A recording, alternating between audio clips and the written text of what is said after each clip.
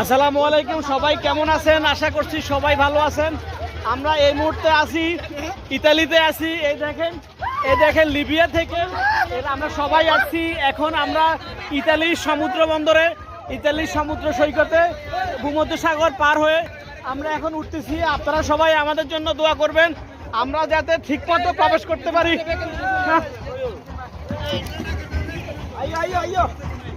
চলো চলো, এবারে কাদের সন্ধান করো। এই দেখেন আমরা 35 জন বাংলাদেশি, আমরা সবাই ইতালির উদ্দেশ্যে রওনা দিলাম। 35 জন বাংলাদেশি।